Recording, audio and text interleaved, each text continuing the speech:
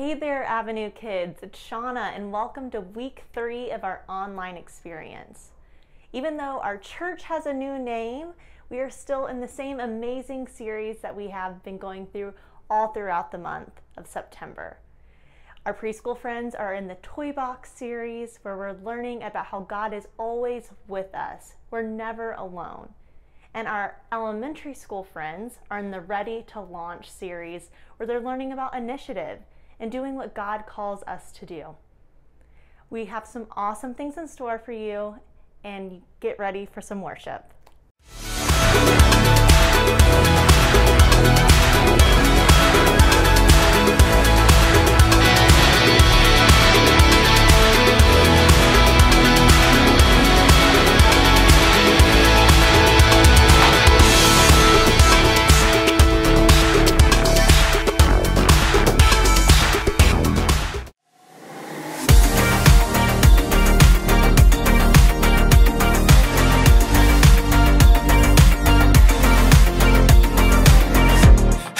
Got to see what you see.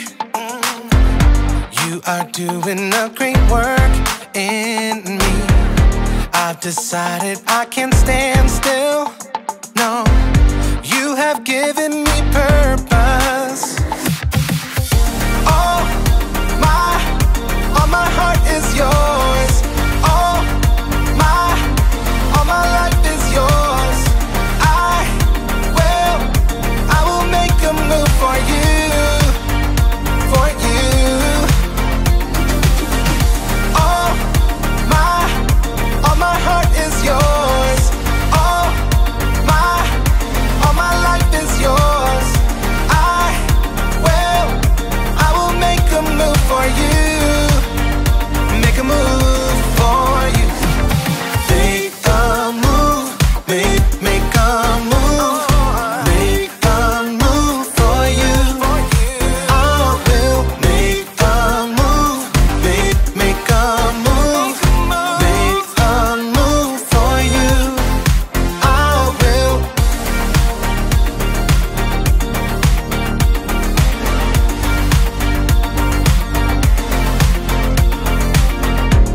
Take up the call to serve you.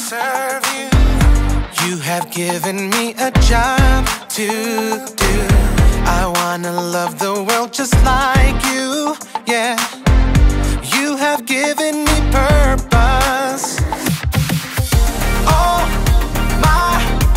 my heart is yours. All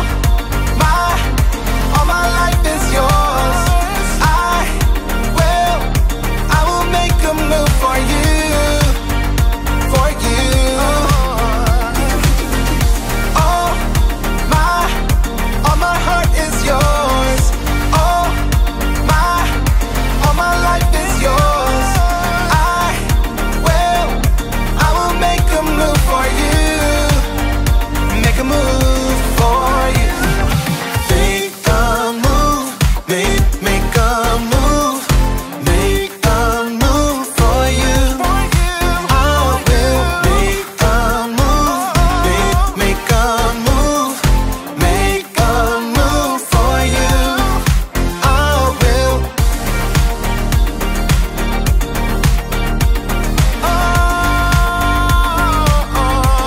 Make a move.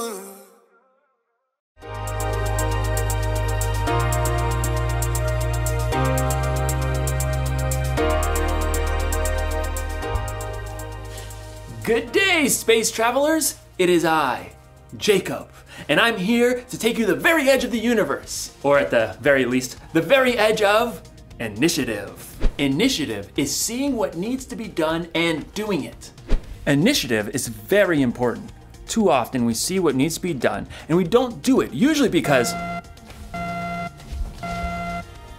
flashing red light? Red light? What could that mean?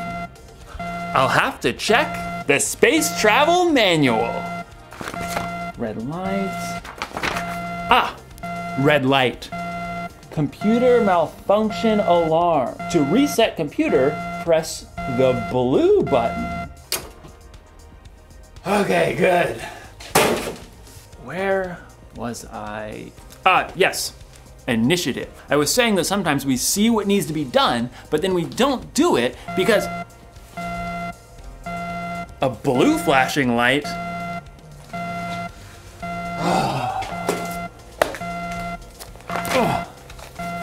Blue light, blue light, blue light, blue light. Clogged toilet. To unclog, press the orange button. That'll do the trick. Man, it's really hard to focus around here. What I was saying was, a flashing orange light? Okay.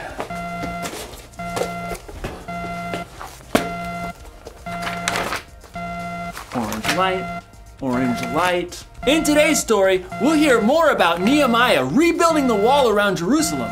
A really difficult job. Orange light. Got it. Whew. I hope Nehemiah doesn't lose focus. Oh man, what could that alarm be?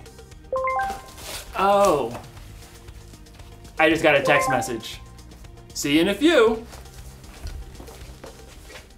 The Bible. It's 66 books of history, stories, letters, and poetry that fit together to form God's one big story.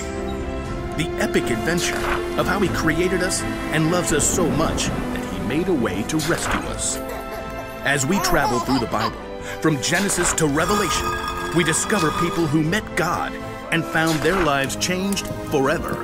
Now, for an amazing story, inspired by the book of Nehemiah. Chapters 2, 4, and 6. When Nehemiah traveled to Jerusalem and surveyed the broken down walls, he saw immediately what had to be done. We must rebuild. God moved the hearts of the people to join him. Let's get started! Hooray! But while the Jewish people were eager to repair the tumbled down walls and ruined gates, the people in the lands around them were not so thrilled.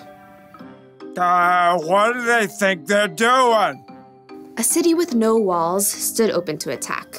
The people inside could never become a strong nation. The enemies of the Jews knew that if the wall of Jerusalem was rebuilt, the Jewish people might become a powerful enemy. They must cease and desist.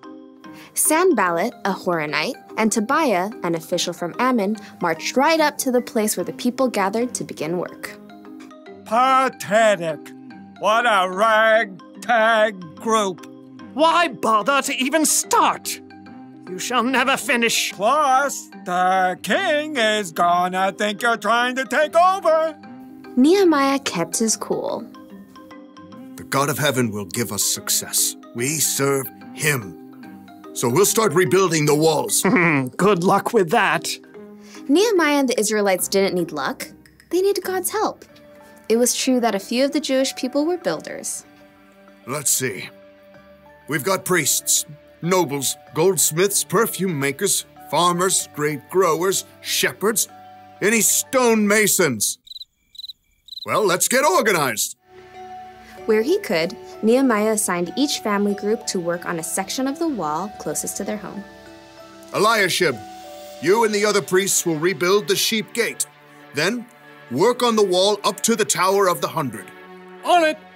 Hassanah's family, I want you to work on the fish gate, lay its beams, and repair the doors with metal bolts and bars. We've got this.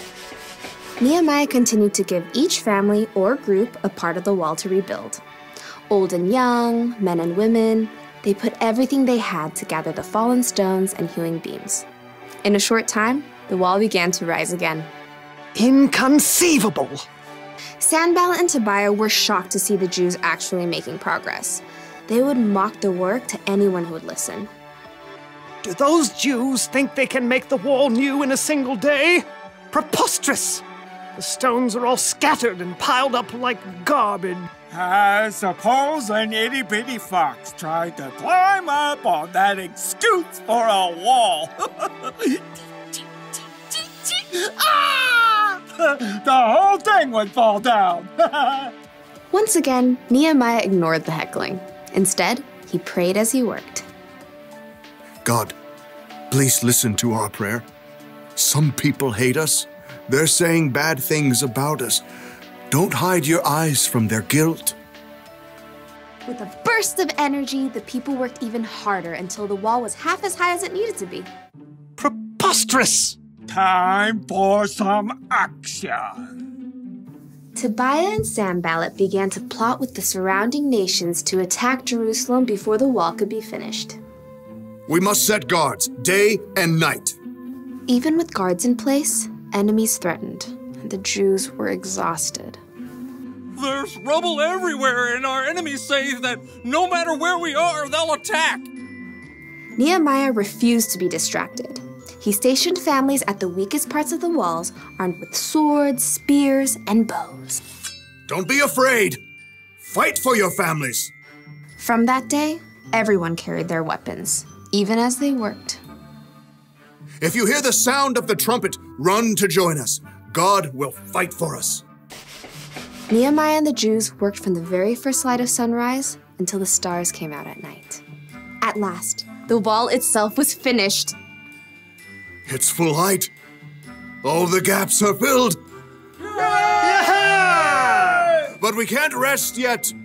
The entrance gate still must be repaired. Sanballat was furious, but he had another play to make. So he sent a message to Nehemiah, who was working high on the wall. Sanballat says, "Come, let's talk with one another. Let's meet in one of the villages on the plain of Ono." Oh no, I don't think so. Nehemiah knew perfectly well they were planning to harm him, but he stayed focused on the work and sent his own messenger to Sanballat. Nehemiah says, I am working on a huge project. Why should the work stop while I leave it? Why should I go down and talk with you? Inconceivable! Try again. 5 times, Sanballat sent messages. He even threatened to tell the Persian king that Nehemiah was trying to make himself king. Tell Sanballat you're just making that up. Oh, I'll have to send another message. Time for a new strategy. Sanballat made one last desperate attempt. He hired a man named Shemaiah to make Nehemiah look bad with his own people. Nehemiah, some men are coming at night to kill you. Let's go hide in the temple and lock the doors. Nehemiah knew that God had not sent Shemaiah. Should a man like me run away? No, I won't go. Once again, Nehemiah saw through the tricks of his enemies. Instead of hiding away and looking foolish, he trusted God and doubled down on the work. On the 52nd day of work, the wall and gates were finished. No! The wall had been finished in record time by a group of ordinary, everyday people.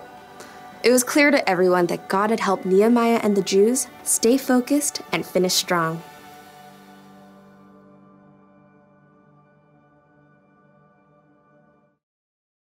Can't talk now, gotta focus. Sorry about that. It's so easy to get distracted sometimes, isn't it? I mean, you probably don't get distracted by alarms and flashing lights, but there are a lot of things that can distract you. When you're supposed to be focusing on homework, you might get distracted by the TV or the internet. When you're supposed to be cleaning your room, you might end up playing with your toys. When you're supposed to be listening to your teacher, you're making funny faces at your friends. We get distracted by our stuff, by other people, even by our own thoughts and worries. There's so many things fighting for our focus. It can be overwhelming. I mean, look at Nehemiah. He was rebuilding the wall of Jerusalem. He had enemies on the outside and people fighting with each other on the inside. It would have been so easy for him to get distracted, but he stayed focused. I mean, look at Jesus. There were a lot of things that could have distracted Jesus from doing what he came here to do. But he stayed focused on what was most important, saving the world and making it possible for us to have a relationship with God. Staying focused isn't always easy, but when you focus, you can get things done quicker and better. So, the one thing to remember today is this: stay focused on what needs to be done. If you need help, take a minute or two to talk to God before you have something you need to focus on. and try to steer clear of the things that can distract you. I'm putting you on silent. And when in doubt, consult the Space Travel Manual, if you have one. What do all the lights mean?